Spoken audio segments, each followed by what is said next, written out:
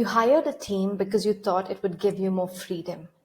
But now you're managing more messages, more team, and literally doing more work than ever before.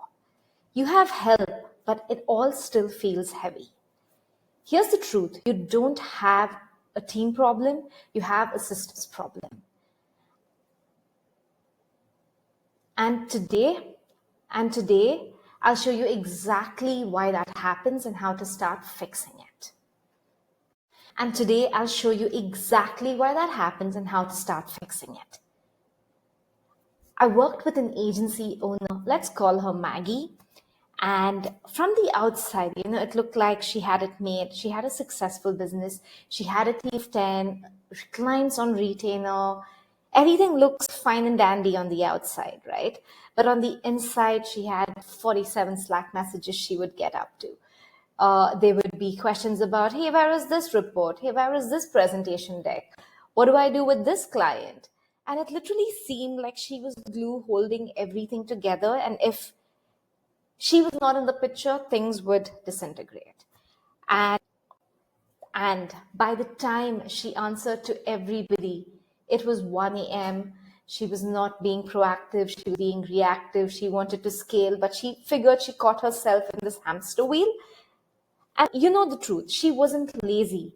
She was leading blind, no systems, no scorecard, no structure.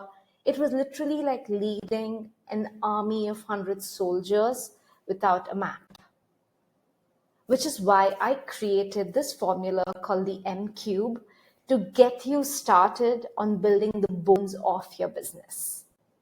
What does M Cube stand for? It stands for map, it stands for measure, and it stands for manage. So let's start with map, right? Most founders, they really build fast, not clear. They hire roles, not responsibilities. Mapping is simply defining the lanes, who's responsible for what, who's answerable to who, how do we ensure each one is talking to the other person correctly. And it's really literally helping you build for your vacation test, which is if you took a 7-day vacation test, would everything work without your interference? And the easiest way to do that is get a piece of paper, build your org chart, start drawing. Who's at the top? Who reports to you? Whatever it looks like currently. And what does the next thing look like? Is there a media buying team? Who reports? Who do the media buying team report to? Who is the client success manager? So that way, what this is going to do is it's going to give you your tissue paper org chart to really understand, okay, what does the existing communication flow look like within the business? And that's all you have to do. Like, just map out what the current looks like. And what do you have to watch out for? If you have too many people sitting in multiple departments, let's say you are in client success manager department, you are in the finance, you are in the HR, you are in the media buying. It's important for you to realize that you cannot keep wearing so many hats. And it starts giving you a map of who should your next hire be. And if you don't have an integrator, if you don't have a COO, if you don't have somebody who's great at systems within your business, that's the first step for you to start looking for somebody and have them start building it. Okay, so now let's assume you've got this org chart and now you're going to do the next thing. You're going to get another piece of paper and you're going to look at what does your ideal org chart look like. So that way you can now start plotting what the ideal looks like. And next step is for you to, map the in-between. When you're doing an animation book, right? Like you get the start of the frame and the end of the frame and you start filling it up. So when you do the flip book, everything would move in a cohesive manner to kind of create that animation motion. That's exactly what you're doing. What this will do is it's going to give you blind spots. It's going to give you communication cadence, all of that. So spend some time, pause this video, go map out your existing org chart, and then come back. What does the next M stand for? The next M stands for measure, because what gets measured gets managed. Now you have your org chart, you have your ideal org chart. Let your brain, let the wheel start rolling around. What does the in-between pieces look like? Awesome. So right after this, the next step for you is going to be immediately, I'm going to go sequentially, is in your all hands meeting. If you don't have an all hands meeting, we'll get to the meeting structure. But in your all hands meeting, you have to present the org chart. You have to remember, building is one thing, communicating and having your team build the habit is the next thing. If you're not going to repeat, it's not going to be remembered. So bring it up in your all hands meeting, talk about your vision. You know, the way you market to your customers, like, hey, this is what we do. Da, da, da, da, da. You got to do the same thing with your team. You got to tell them your vision. You got to voice it repeatedly. You've got to make them understand. You've got to have them ask you questions. You have to really make them be like, oh, I get, I'm no longer just doing this. You don't want them to work in silos. You want them to work together as a team. And the only way to do that is to be a hyperbole, over communicate. Okay. So now you pulled up your org chart. You basically told your team, hey, this is the communication flow. Start brainstorming with them, right? Like use these as your preliminary brainstorming sessions and get things rolling to be like, hey, this is what the flow is going to be like. But the most important thing is to tell them, hey, bookmark this in your browser. And over the next few weeks, I want you to start going through this so we can optimize and see what's happening, what's not. And bring it up each week. It's going to be only through repetition that your team's going to understand the new language that your company is trying to build. Okay, now measure. So, sorry, small digress there. So now open that same org chart, open the Google Sheet, do this together with your team. Let each person's name, like how, okay, I have OCD, right? But the way my brain is thinking is I would have a name for each person's sheet and a worksheet. I'll let you. Anyway, so each person's going to be a separate subsheet. You're going to be like, what's their role? What are their tasks? And what is their KPIs? So let's assume the person we're talking about is Steve. Steve's role is going to be to check reports before it's presented to clients. Steve's role is going to be to ensure ads are approved on a regular monthly basis by the client before it gets launched. Steve's job is going to be checking with the media buying team if there are fires beforehand. Whatever that looks like, right? Like list out 3 to 5. Now start doing KPIs for it. How many reports did we have wrong last week? How many client ads did we not get in time to get into the mix for the media buyer? Whatever are these KPIs, so that becomes part of whatever the job is. And you have to have one person, preferably your COO, integrator, measuring all of this. So every week when you're all hands meeting, you would open this, and if you don't have anybody and that's the only time you have, use that time, talk about it. Tell your client success managers, I want you to mark up every mistake that has happened. The next job is going to be who's going to measure that, right? Like you want to have that clarity and no more confusion there. And once you measure that, have 3 to 5 metrics per person. And if you're confused about this, I have this 10 KPIs every business and every team must track. It's free. Start with that guide and start building it up. Now you have your org chart, you have KPIs, because if there's no accountability, there's no visibility, it's going to be hard for you to look at your weakest links and the blind spots.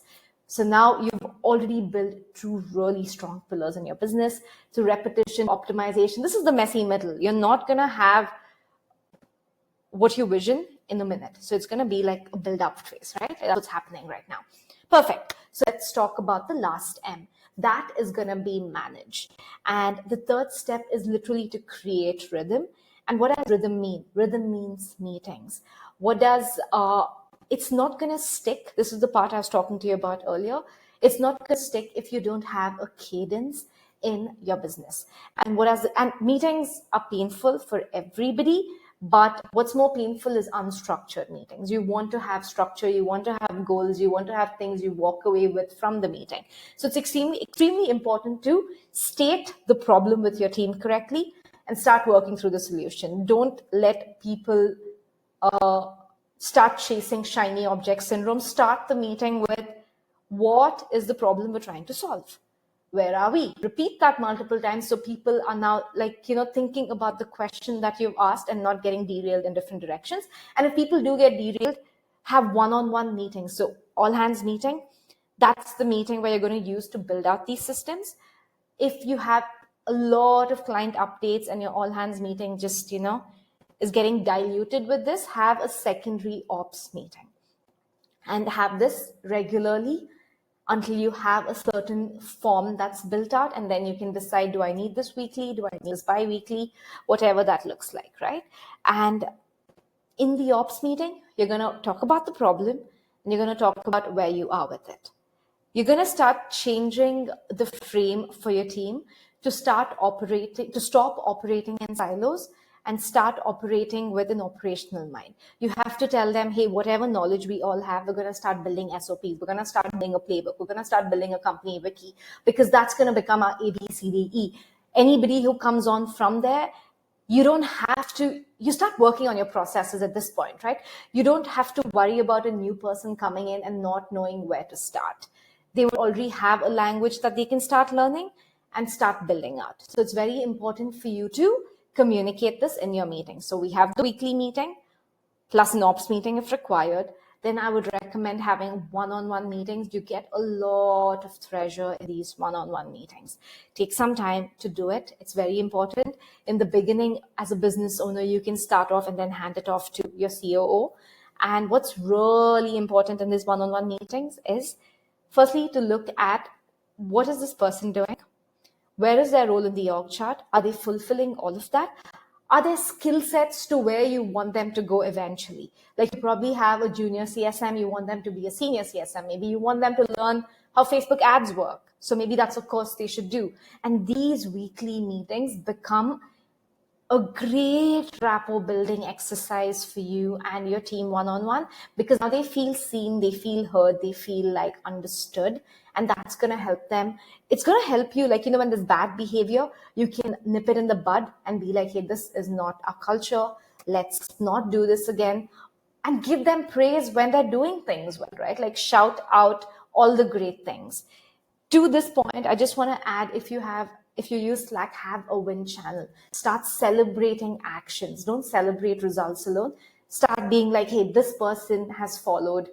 We had 0 errors in reports this week. Whatever that looks like, there's going to be, the brain is going to release dopamine when there is progress. And your team would need that dopamine release to celebrate, to feel seen, and, to feel encouraged. They're going to feel part of the movement.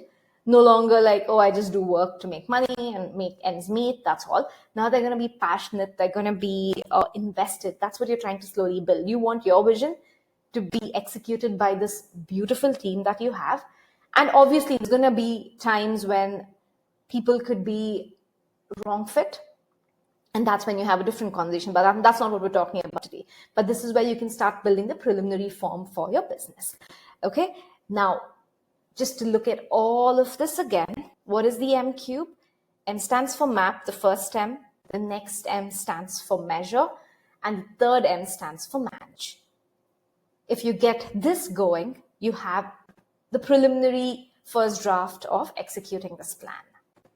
And if at any point of time you're like, I'm tired, I can't do this, I have an integrator, my integrator's not working, I need somebody to help me with this, I've opened a few slots. This is what I do day in, day out. I help scaling companies scale without chaos, especially with a remote team with from different countries, different cultures. You want to have a cohesive language that all of them can learn. So if you're confused and you're like, hey, I need help, you have my calendar below and you can book a slot and we can go through what that looks like. And don't forget my free guide, 10 KPIs every team should track. This is a great measurement starting point for you to start getting visibility into your company, start defining these KPIs, start identifying who on your team is going to track. And with that, I hope for the next week, subscribe and join me next week for From Chaos to Calm series. And you don't have a team problem, you have a systems problem. Until then, breathe. Clarity is coming.